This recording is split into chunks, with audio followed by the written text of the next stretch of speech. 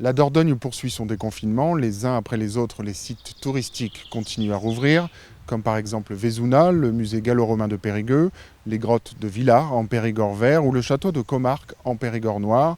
Même avec les contraintes des mesures sanitaires, les visiteurs semblent être de retour. Ce samedi 20 juin, c'est au tour du Centre international de l'art pariétal, l'ASCO 4, de rouvrir ses portes au public. La Dordogne a accueilli avec soulagement la réouverture des frontières de l'espace Schengen. Le Périgord espère ainsi le retour des Néerlandais, des Belges et des Espagnols, sans lesquels une saison touristique n'est pas réussie.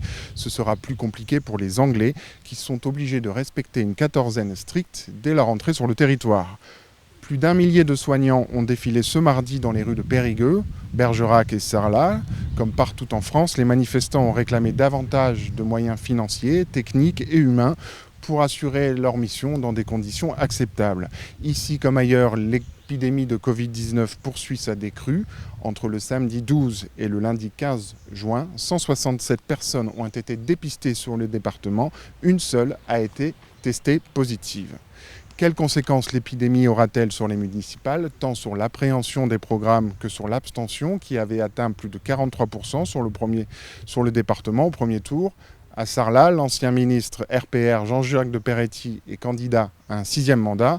Soutenu par La République En Marche, il est arrivé en tête au premier tour. Il affrontera la liste des Républicains de Basile Fagné et la liste portée par François Coq, une liste écologiste.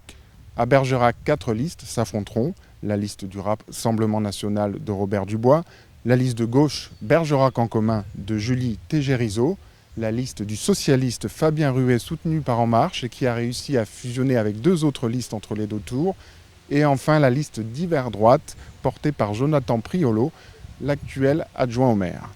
À Périgueux, le maire Les Républicains Antoine Audy arrivé en tête avec près de 19% des suffrages mais sans réserve de voix veut encore croire à la victoire.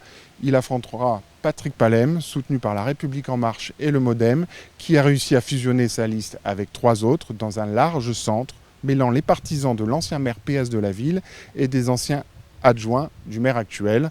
Le maire affrontera aussi sa principale opposante, la socialiste Delphine Labaisse, qui a fusionné sa liste avec celle du collectif citoyen soutenu notamment par Génération et la France Insoumise.